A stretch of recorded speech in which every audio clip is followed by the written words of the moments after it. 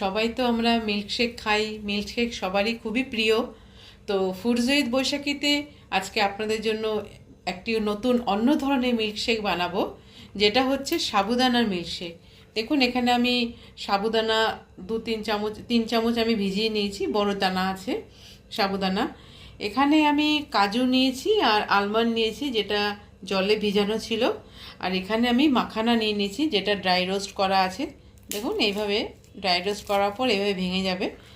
মাখানা নিয়ে নিয়েছি।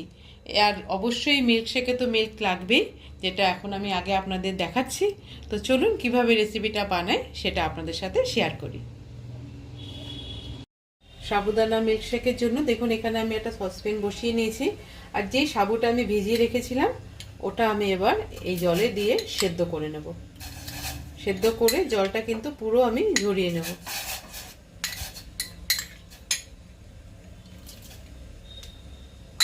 3-4 মিনিট এটা সেদ্ধ হতে দেব,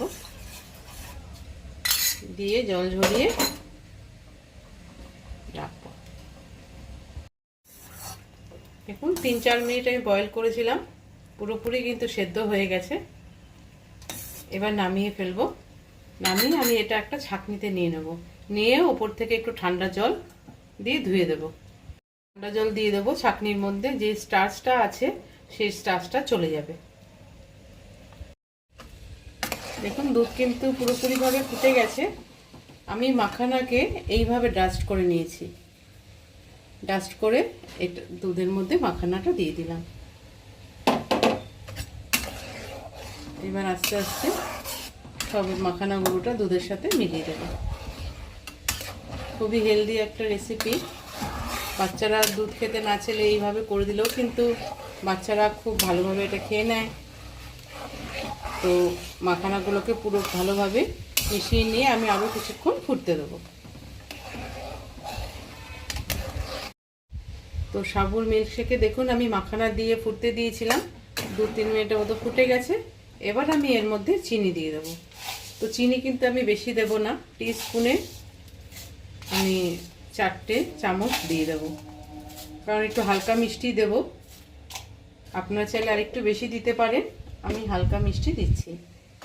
তো এবারে এর মধ্যে আমি এলাচ গুঁড়ো করে রেখেছি, এলাচটা এবার এর মধ্যে দিয়ে দিচ্ছি। এলাচ দেওয়ার পরে এখানে আমি কিছু ড্রাই ফ্রুটস, যেখানে আমি যেটা দেখিয়েছিলাম কাজু আর আলমন্ড কুচিয়ে রেখেছিলাম, এটা দুধে দিয়ে দিলাম।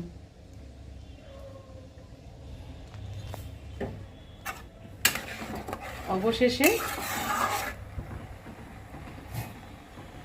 যে সাবুটা আমি রেখেছিলাম, দেখুন এইভাবে আমি কিন্তু একবার ধুয়ে নিয়েছিলাম ভালো জলে। সাবুটাকে এবার আমি দিয়ে দিচ্ছি। খুব ভালো লাগে খেতে, ঠান্ডা ঠান্ডা এই গরমের দিনে তো ভীষণই ভালো লাগে।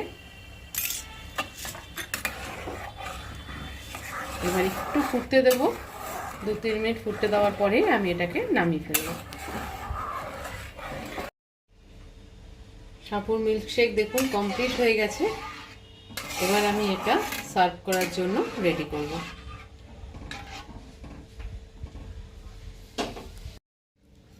তো দেখুন আমি নামিয়ে ফেলেছিলাম, নামিয়ে কিছুক্ষণ ঠান্ডা করে আমি ফ্রিজে রেখে দিয়েছিলাম, প্রায় ঘন্টাখানেকের মতো ঠান্ডা হওয়ার জন্য, চিল, কারণ শরবত তো ঠান্ডা ঠান্ডায় খুব ভালো লাগে। এবার আমি এটা গ্লাসে নিয়ে নিচ্ছি, এইভাবেই আমি সার্ভ করব।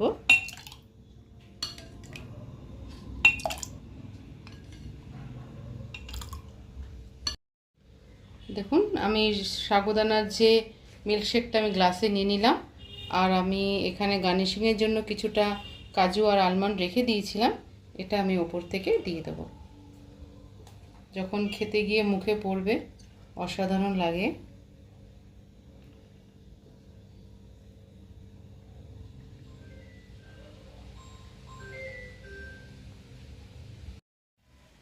তো দেখুন এখানে আজকে আমার সাবুদানা মিল্কশেক পুরোপুরিভাবে কমপ্লিট হয়ে গেছে।